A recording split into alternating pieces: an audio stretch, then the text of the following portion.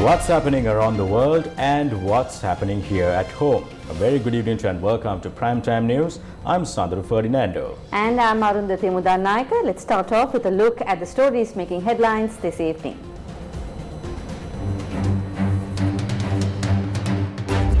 Water Supply Board urges people to use water sparingly. UNP to amend party constitution aiming the elections. President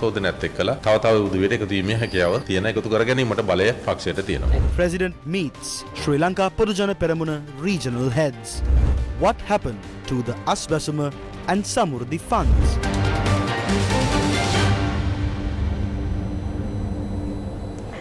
And now the story is in detail. Sri Lankan authorities have warned that if the dry spell continues for another 2 months or more, the water supply system will be marred with issues. The National Water Supply and Drainage Board is appealing from the public to refrain from using water for any domestic purposes and to use water sparingly. The Kolamuna Oya, which is the main water source for the National Water Supply and Drainage Board in Kurunegala, has completely dried up. On Friday, the National Water Supply and Drainage Board decided to deliver water to the Panduwasnuwara and Bandarakoswatha areas using water trucks.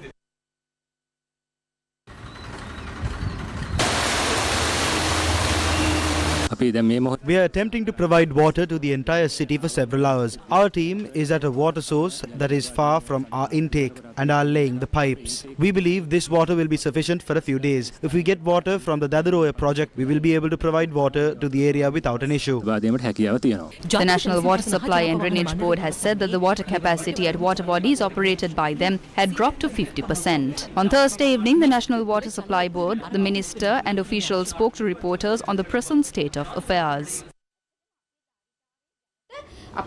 Water capacity at water bodies operated by the National Water Supply and Drainage Board had dropped to 50%. However, we are continuing to supply water.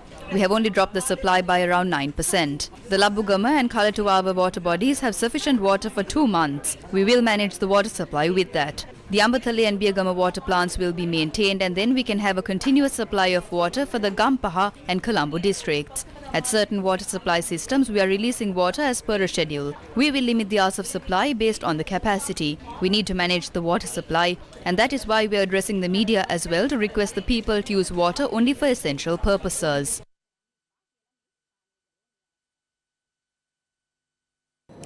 The National Water Supply and Drainage Board said that an 18-hour water cut will be in effect for multiple areas from 8 a.m. on Saturday to 2 a.m. on Sunday.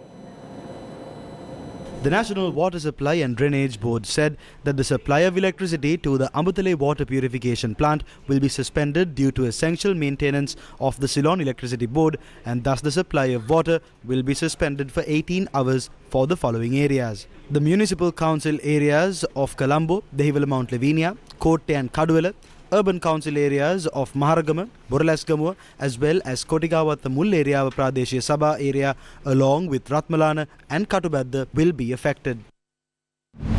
Arid weather conditions have severely affected 15 districts in Sri Lanka. The Disaster Management Centre said that 210,652 people from 60,943 families were affected by the dry spell. Over 10,000 acres of rice fields in the Muravasihena division were nourished by the waters from the Buvaliara Canal in the Walava South Bank. Local farmers say that around 6,000 acres are being destroyed due to the lack of water.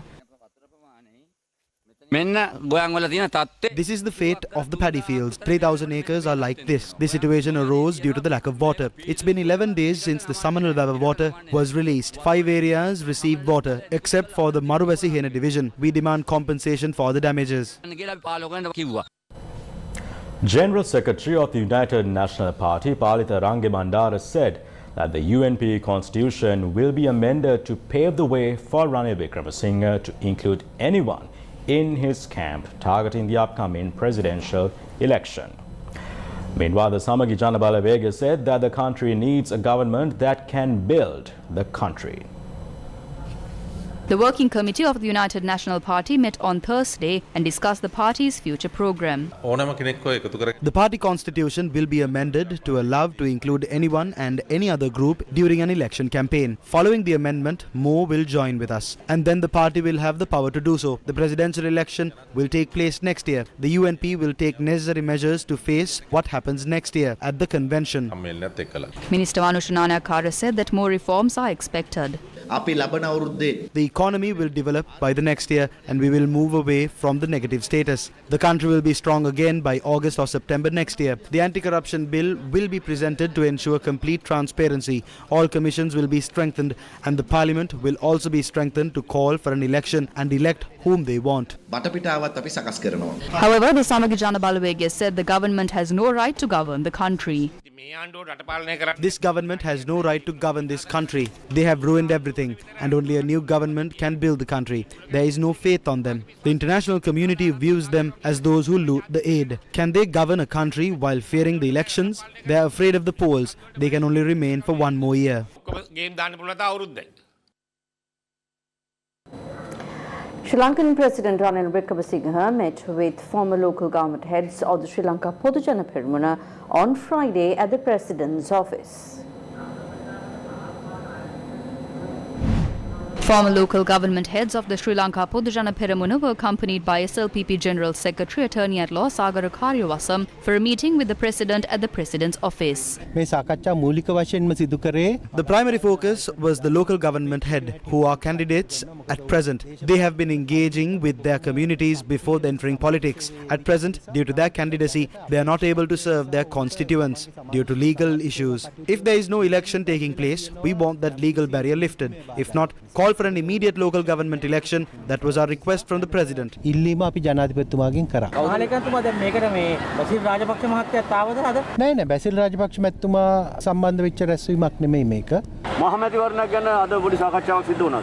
No, there was no discussion on the general election. The discussion was only on the difficulties faced by the candidates who have signed their nominations for the local government elections. The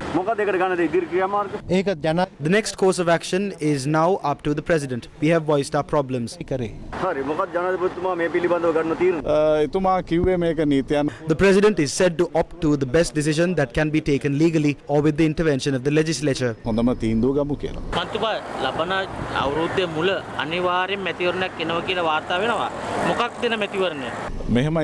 That was not a topic of discussion in today's meeting. Some say that it may or may not be a presidential election. A presidential election will only have to be held around October next year. Meanwhile, we do not have hopes about provincial council, local government and general elections. Several former representatives of the local government institutions of the SLPP shares their views. We discussed with the President about the work of these officials and how it can be strengthened. We also told the President that the people's needs can't be put on hold till the elections are held. Therefore, we should all work towards solving these issues and serving the people.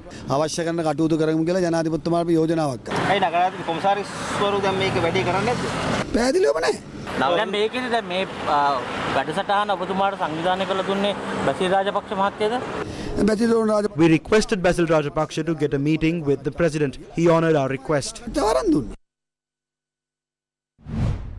Basil Rajapaksa intervened to organise a meeting for the Sri Lanka Podujana Peramuna local government members with the President on Friday, at a time when a day earlier the professionals who made their way to the President's office to discuss their issue were turned back without a meeting. The SLPP at a press conference at its main party office announced its stance on the matter. It is said that because you are educated via the free education system, you must remain in the country to work in the country. That is no longer practical. We are living within a global community. Therefore, we need to create an environment where the professionals can freely engage in their professions. As the SLPP, we believe in the formation of a program to protect the rights of the professionals. They do not need to waste their time on the streets and hand over letters. There needs to be an environment where their dignity is protected. That is is why everyone points the finger at the 225 lawmakers. We need to protect the dignity of the professionals. We will not be able to solve the issue by simply preventing them from going overseas. The Professionals Trade Union Collective made their way to the President's office on Thursday morning, seeking a meeting to discuss their issues that have compelled professionals to migrate for better prospects. They sought a meeting with the President, President's Secretary or a responsible official. Sri Lanka Police and the anti-riot police were among the security units posted for security around the President's office, and the professionals were informed by an official that a meeting was not possible at that time.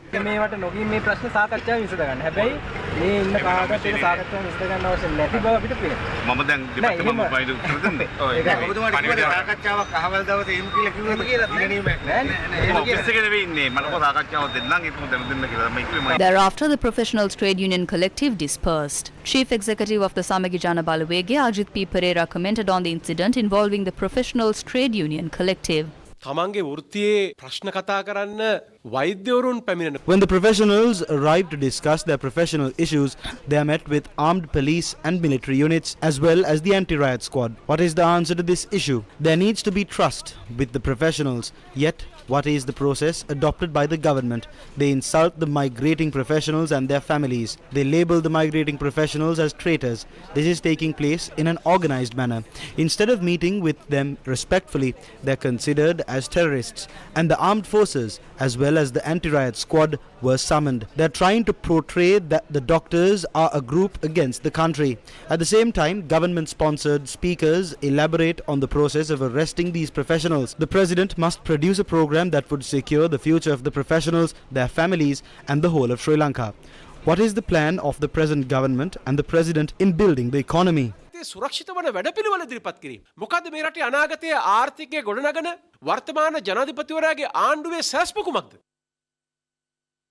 The Sri Lanka Bureau of Foreign Employment said that a total of 14,511 professionals migrated in 2022 for employment. According to the data available with us, 14,511 professionals left the country last year and they belong to various sectors. This year, a total of 9,329 professionals have left the country so far. They left the country after registering with the Sri Lanka Bureau of Foreign Employment. There are some who do to register with us. There are professionals who migrate for permanent residency. There are others who travel overseas for studies and do not return. Around 825 to 850 people opt to travel overseas for work daily. In total, 186,529 people have left the country for work. Around 42% are skilled labour and professionals and those looking for mid-level employment. We are a software company, and last year alone, around 100 engineers employed at my firm went overseas. That is over 60%. We are facing issues in taking forward our projects. Some projects need the involvement of 15 or 20 people, and at once 10 or 12 of them leave the country. Continuing with projects have become a challenge. Around 60% of the cadre migrated last year, and this is the same with other firms. It must be noted that they did not leave the company, they left the country. This is because the lack of faith they have on the country's economy and the social standards. MP Partli Champika Ranawaka points out that the economy is falling apart from the bottom. This economy is falling apart from the bottom. Businesses are collapsing. The economy is shrinking. The economy is falling back. Jobs are lost. Income is lost. The electricity bill tripled. The price of fuel tripled. The water bill tripled. Even the prices of essential food items tripled. And we can see that business gangs are robbing the people very seriously from everything. Gangs have created a monopoly in business. A good example is wheat flour, margarine and cement. In all these places, people are being looted without any control. On the other hand, businessmen and entrepreneurs are leaving the country. Also, due to the collapse of demand in foreign countries, they will have to face many problems in the future, like in the apparel industry. Professionals such as university teachers, doctors, engineers are all going abroad. Because of all of this, the country is going into a major crisis. So this crisis is not over.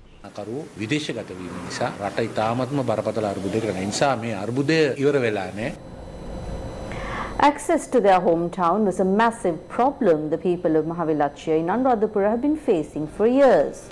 But today, Gammadda came to the aid for the people of Mahavilachia. There are 6 villages under the Mahavilachia Divisional Secretariat in the Anuradhapura district. It is a village cluster with over 600 families, and agriculture is their main source of income. For the longest time, the road which gives access to the village was in a deplorable state, making it extremely inconvenient to commute. The villagers decided to approach Gammadda with their issue, as their pleas to authorities fell on deaf ears. With Club HNB, Gammadda vested this road with the people of Mahavilachia today.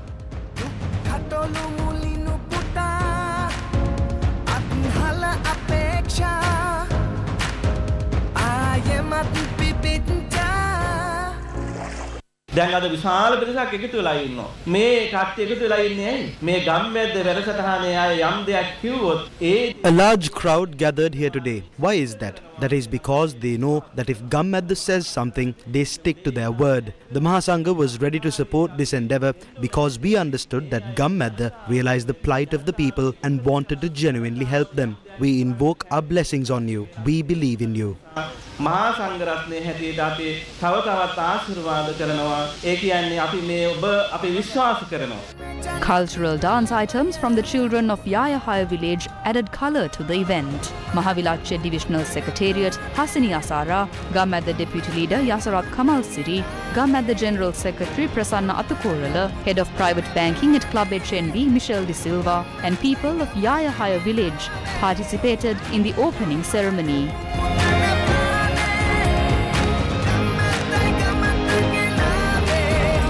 Gammadda, for the people, by the people. News first, with the people. But time for a short commercial break. We'll be back with more news right after this. Stay tuned. Hi guys, see you at the Thomian Fun Fair on the 18th of August. We'll see you this Friday at the St. Thomas's College ground for the Thomian Fun Fair. Let's have a lot of fun. See you.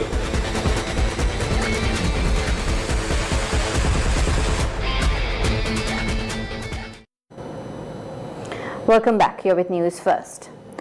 Some of the trade unions are questioning the funds allocated for the government's welfare benefit schemes since none of them have so far been implemented. The trade unions point out that an amount of 18.5 billion rupees is allocated monthly for the payment of welfare benefits. The State Minister of Finance has responded by saying that the necessary steps will be taken to pay the arrears once the selections are done, since those funds are allocated for the beneficiaries. The Sri Lankan government decided to suspend all welfare programs and introduce a new welfare program by identifying new beneficiaries as per an arrangement reached with the IMF. These payments will be distributed among 4 social categories, namely transitional, vulnerable, poor and extremely poor. However, as allegations mounted that the selection process was marred with impropriety, the government decided to allow an opportunity to file objections and appeals. With the implementation of the Aswasuma, the government also decided to give the benefit to the eliminated Samurdhi beneficiaries as well. Against such a backdrop, the Aswasuma beneficiaries had to line up in front of state banks to open bank accounts after obtaining letters issued by the divisional secretariats. However, the All Island United Samurdhi Development Officers Society declares that no payment had been made for the past 2 months to the beneficiaries of Aswasuma, Samurdhi or the assistance for kidney ailments. It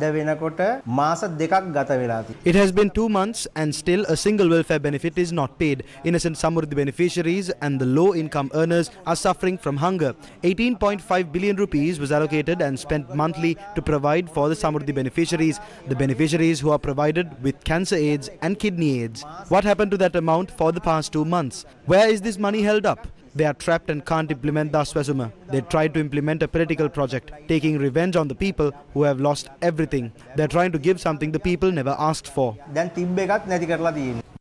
State Minister of Finance Shehan Semasinghe, responding to the allegations made by the trade unions, said that the name list of the Aswasuma beneficiaries for the payments of the first round will be published next week. The minister further said that in the second round, payments will be made to the beneficiaries who have incorrect accounts and other deficiencies. He also said that funds are allocated to provide beneficiaries from the month of July and that no beneficiary will be missed out. Minister Semasinghe also said that the ministry has allocated money for payments to people receiving kidney and elderly assistance, and after receiving the money through the district secretaries, the payments can be made to the regional officers. Sri Lankan opposition leader Sajith Premadasa informed the World Bank officials about the issues faced by the micro, small and medium enterprises in the country. A delegation from the micro, small and medium enterprises in Sri Lanka also attended the meeting. The immediate and urgent need is for the SME sector to have some sort of a financial boost so that they stay alive as businesses. They contribute as a proportion 50% to the gross domestic product of Sri Lanka. And furthermore, it employs millions of people. Please do try to establish a consultative framework for continuous consultations with the MSME sector. Following the meeting, the following comments were shared. Around 12,000 small and medium enterprises were shut down. The World Bank has given funding from time to time, and yet the small and medium enterprises are facing closure. The main reason is the absence of the development bank in the country. There is no national policy for the construction sector. The World Bank officials were informed about the debt, assets and other matters. We informed them of the need to convert any aid to assets and incorporate it to the national economy. Cuba has invited President Ranil Wickremesinghe to attend the G77 summit. President of Sri Lanka Ranil Wickremesinghe received the invitation to participate in the summit of the Group of 77 plus China, which will take place in Cuba next September. The Cuban ambassador to Sri Lanka, Andres Marcelo Gonzalez, delivered the letter with the invitation of Cuban President Miguel Diaz-Canel to the Sri Lankan president during a meeting, according to diplomatic sources. Current challenges of development, role of science, technology and innovation is the central theme of the upcoming event in Cuba, to be held on 15th and 16th of September. The G77 plus China was founded in 1964 within the non-aligned movement and is a coalition of 134 countries that promotes collective economic interests of its member states and the creation of enhanced joint negotiation power at the UN. The group has enormous challenges for the development of their nations, which together represent 80% of the world population and more than 2/3 of the UN membership. Indo-Pacific Environmental Security Forum, or IPESF 2023, concluded in Colombo on Thursday. Indo-Pacific Environmental Security Forum, or the IPESF 2023, concluded on the 17th of August, marking a significant milestone in the stakeholders' commitment to addressing environmental challenges and ensuring the security of its ecosystems. The 12th edition of the IPESF was co-hosted by the US Indo-Pacific Command, Sri Lanka Navy and Sri Lanka Coast Guard. The forum was in Colombo over 4 days, from the 14th to the 17th of August, facilitating the exchange of insights and exemplary approaches among stakeholders concerned with environmental security. Climate change and security, maritime, ocean and water security, and impacts of urbanization and land security were the themes of the first 3 days of the Indo-Pacific Environmental Security Forum. Wing Commander Trev Hammond of the New Zealand Defence Force and Lieutenant Colonel Timothy Koh of Ministry of Defence Singapore made presentations on sustainability, environmental risk and resilience planning for the NEZDF and the Singapore Armed Forces contributions to the national sustainability efforts and climate adaptation, respectively. Rooted Histories of the Malayalam Tamils, an exhibition by the Collective for Historical Dialogue and Memory, was held in Colombo on Friday. The exhibition, which is a collaboration with the Institute for Social Development, traces significant historical themes of the Malayaga Tamils from their arrival from India to work primarily in plantations in Sri Lanka through their political events and struggles and to their achievements, all of which define the histories of their community. Commemorating 200 years of the Malayaga Tamil community in Sri Lanka, the exhibition seeks to create public awareness of the community's past and present and highlights the importance of acknowledging marginalized histories. The exhibition consists of panels tracing the colonial and post-independence histories of the community and artifacts that are significant to the community's histories, along with the audio-video material. The exhibition is targeted at members of the general public, especially history enthusiasts, including university and high school students. World market prices of crude oil have increased. The price of a barrel of crude oil in the British Brent market was recorded at $84.17 US. The price of a barrel of crude oil in the American market was recorded as $80.54 US. The Thomian Fun Fair kicked off at St. Thomas's College, Mount Lavinia on Friday. The two-day fun fair is organized to raise funds for sports of St. Thomas's College. The Thomian Fun Fair commenced with the arrival of the chief guest past pupil of St. Thomas's College, Senakati Fonseca. He was accompanied by Warden of St. Thomas's College, Mount Lavinia, Reverend Mark Pilimoria.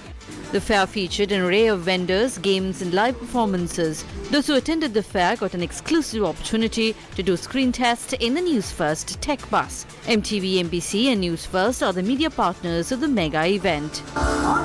St. Thomas's College, Mount Lavinia, together with the OBA and PTA present Thomian Fun Fair 2023. The second leg of the LOLC Divisavya program got underway today, centering the Matale district. LOLC Divisavya distributes necessary school books and stationery to the school students of Sri Lanka. This worthy initiative is a collaboration between the LOLC group and the Ministry of Education. The LOLC Divisavya program took place today, centering the Naula and Vilgamu education zones in the Matale district. School supplies for a year were distributed among 1,654 students of 24 government schools. The LOLC Divisavya program distributed school books and stationery items to the students of Pubilia Primary College, Bogas Bobala Primary College, Bambaragahavatta Primary College and Ududenia Primary College. Divisavya also distributed school supplies to students of Imbulgola Primary School, Hunukate College, Opalgala Tamil School and Hapugaspitia Tamil School. The Divisavya team also distributed school books and stationery items to students of 16 schools at the Naula and Vilgamu Education Zonal Office. The objective of the LOLC Divisavya program is to support the Sri Lankan student population to achieve their future goals.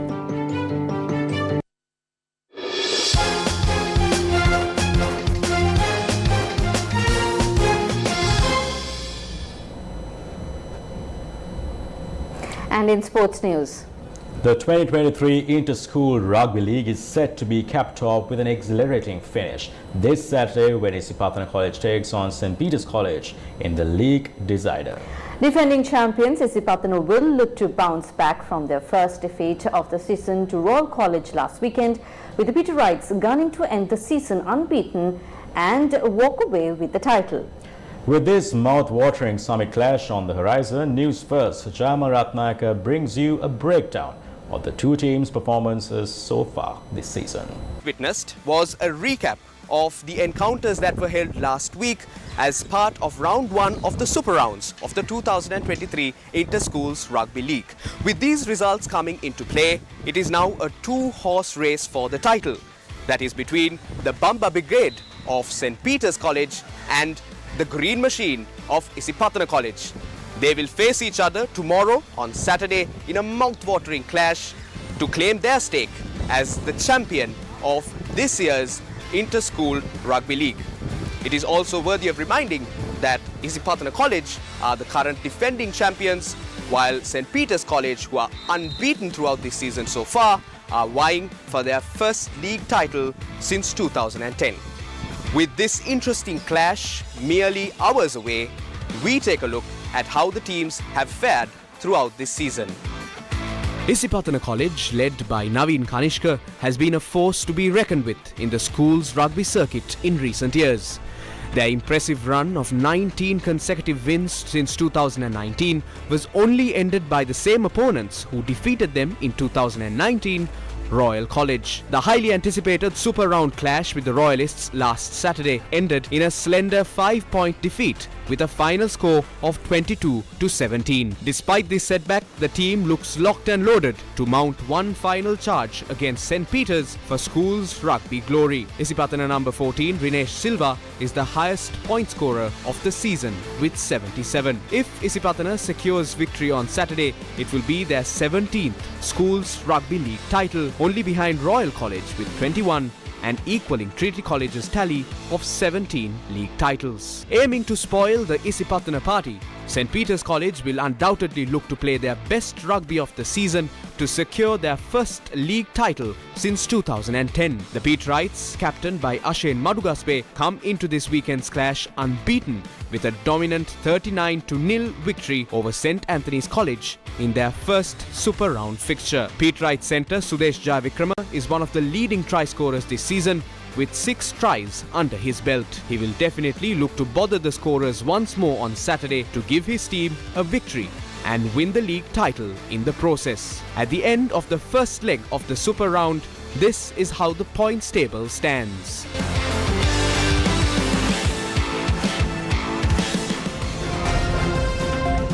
And with that, we wrap up tonight's edition of Primetime News. Thank you very much for joining us. Do take care and good night.